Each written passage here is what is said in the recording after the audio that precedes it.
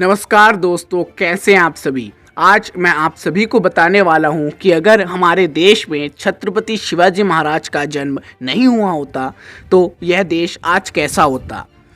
आज के समय में जो हम यह देश को देख रहे हैं, इसमें क्या क्या चेंजेस हमें देखने को मिलते हैं दोस्तों। तो चलिए बिना देरी के इस वीडियो को शुरू कर लेते हैं। दोस्तों, यह वीडियो मैं इसलिए बना रहा हूं ताकि उन लोगों को पता चल सके जो आज भी छत्रपति शिवाजी महाराज को उन सम्मान से उनका नाम नहीं लेते हैं, यानी उन्हें मात्र शिवाजी शिवाजी कहकर पुकारते हैं और यह भी भूल जाते हैं कि छत्रपति शिवाजी महाराज आखिर थे कौन। इतना ही नहीं दोस्तों, आजकल के लोग तो यह भी कहते हैं कि छत्रपति शिवाजी महाराज केवल मराठाओं के राजा थे और उन्होंने केवल मराठाओं के लिए लड़ा। लेकिन दोस्तों, मैं उन लोगों को बताना चाहता हूँ कि छत्रपति शिवाजी महाराज का ऐसा कोई उद्देश्य नहीं था कि वह केवल मराठाओं के लिए लड़े। और मैं आपको बता दूं, उन्होंने केवल मराठाओं के लिए नहीं लड़ा बल्कि पूरे भारत के लिए लड़ा है। और भारत में उनका यही उद्देश्य था कि पूर्णतः हिंदवी स्वराज स्थापित हो। और बहुत से लोग आज इस बात को भूल बैठे हैं और छत्रपति शिवाजी महाराज को आज भी मराठाओं का शासक कहते हैं। तो मैं उम्मीद करता हूँ उन लोगों को समझ में आ गया होगा। और दोस्तों, अगर अभी भी उन लोगों को विश्वास नहीं हो रहा तो दोस्तों आप इस नक्शे को देखिए, जो कि जहाँ जहाँ हिंदवी स्वराज फैला हुआ है, ये सब छत्रपति शिवाजी महाराज के कारण ही हो पाया दोस्तों। उन्होंने ही इसकी नींव रखी थी। और इस नक्शे में आप साफ साफ देख सकते हैं ऊपर से नीचे तक भारत को आज हिंदवी स्वराज में था उस समय, अगर छत्रपति शिवाजी महाराज उस समय नहीं होते तो भारत की क्या स्थिति होती। जो आज आप मराठा एम्पायर कहते हैं, ये नक्शे को आप देख के बहुत से लोग मराठा एम्पायर कहते हैं, लेकिन इसको मराठा एम्पायर कहना गलत होगा दोस्तों।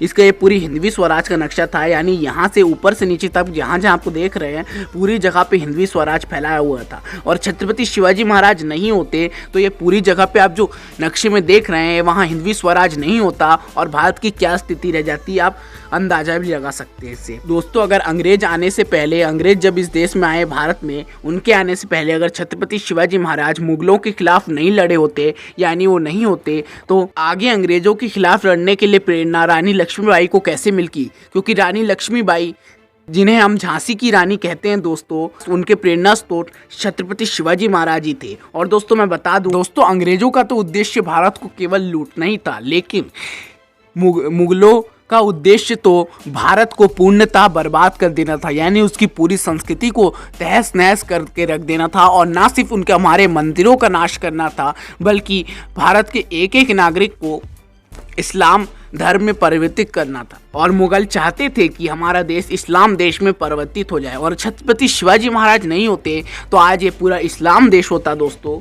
अब तो आप समझ ही गए होंगे कि छत्रपति शिवाजी महाराज नहीं होते तो इस देश में क्या क्या बदलाव हमें देखने को मिलते। दोस्तों, अभी भी इस बात को नहीं समझ रहे हैं, उन लोगों के लिए मैं एक ही बात कहना चाहूँगा कि अगर छत्रपति शिवाजी महाराज वास्तव में नहीं होते ना, तो इस देश में एक भी मंदिर नहीं होता। और आप में से लोग जितने हिंदू हैं और सनातन धर्म को मानते हैं, वो सब सनातन धर्म को आज वास्तव में फॉलो नहीं कर पाते। दोस्तों, अगर छत्रपति शिवाजी महाराज नहीं होते तो ना ही छत्रपति संभाजी महाराज का जन्म होता। और अगर छत्रपति संभाजी महाराज का जन्म नहीं होता तो आप ही सोचिए कि 9 साल लगातार औरंगजेब के खिलाफ कौन लड़ता। और अगर कोई नहीं लड़ता तो औरंगजेब खुलेआम भारत को लूट रहा होता। और जैसा कि आप सभी जानते हैं कि छत्रपति संभाजी महाराज जब औरंगजेब के खिलाफ 9 साल तक लड़े, तभी आखिरी में अपने मृत्यु के समय तक आते आते औरंगजेब पूरी तबाह होकर मर गया। ये सब छत्रपति शिवाजी महाराज और छत्रपति संभाजी महाराज के ही कारण हुआ।